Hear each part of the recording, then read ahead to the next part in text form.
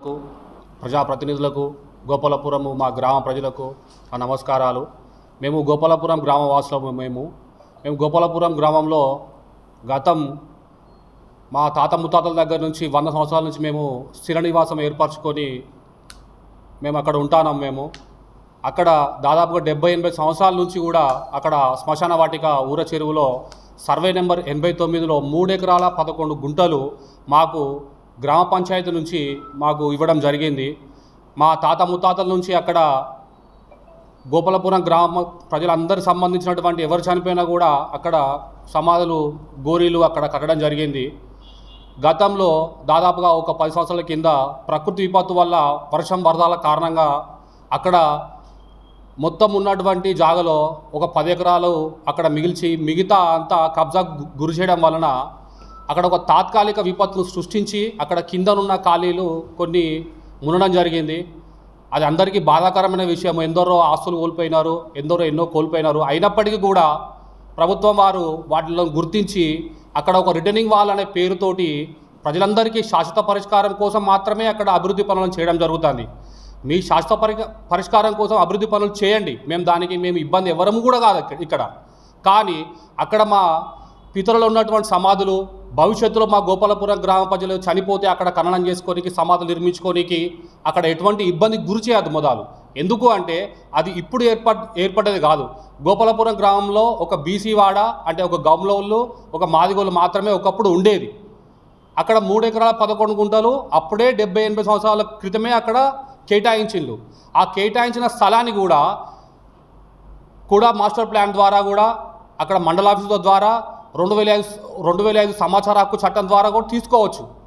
మేము దాని ప్రకారంగానే అసలు నిర్ణయించబడ్డదా కేటాయించబడ్డదా అని మేము గోపాలపురం యువకులను వెలికితీసి అక్కడ కొట్లాటలు శాంతి భద్రతలు లేకుండా రాస్తారోకోలు ధర్నాలు జరుగుతా అంటే అక్రమ కేసులు బనాయించడం జరిగింది. దీన్ని రాజకీయాలకు విద్వేషంగా అక్కడున్న కొందరు స్థానికేతర రాజకీయ నాయకులు విధ్వంసం సృష్టించి గోపాలపురం గ్రామంలోనే మా ప్రజల మధ్య మాకే అలజడులు సృష్టించాలని చాలామంది ప్రయత్నించారు.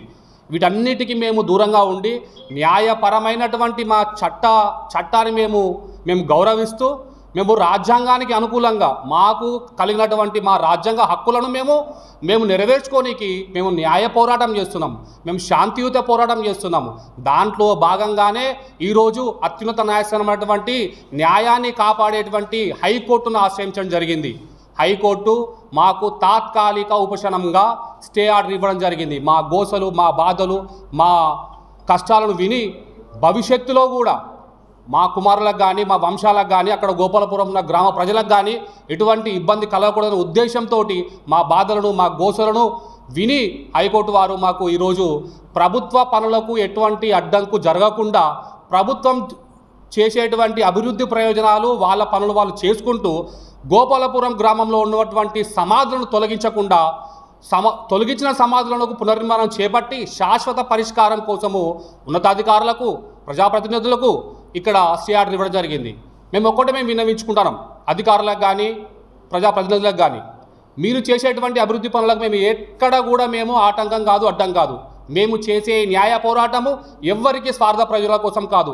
మా గోపాలపురం గ్రామ ప్రజలకు మనోభావాలు దెబ్బతీయకుండా భవిష్యత్తులో ఈ సమాధులను కూలగొట్టకుండా ఉన్న సమాధులను మా 3 ఎకరాల 11 గుంటలు అట్లానే ప్రహారీ కూడా నిర్మిస్తూ దాని అభివృద్ధి చేయాలి తప్పించి మీ రిటర్నింగ్ వాళ్ళ పేరుతోటి వేరే ప్రయోజనాల కోసం మాత్రము ఎట్టి పరిస్థితుల్లో కూడా తీయకూడదని చెప్పేసి మేము చేసే ఈ శాంతియుత పోరాటంలో మేము విజయాన్ని సాధిస్తున్నామని చెప్పేసి మేము గర్వంగా చెప్పుకుంటూ అందరికీ కోర్టు ఆదేశాలను ఉత్తర్వులను వాటిని ఒకసారి తీసుకొని పరిశీలించి న్యాయాన్ని పరిరక్షించవలసిందిగా హైకోర్టు ఆదేశాలను గౌరవించాల్సిందిగా మా గోపాలపురం గ్రామ ప్రజలు మేము విన్నవించుకుంటున్నాం.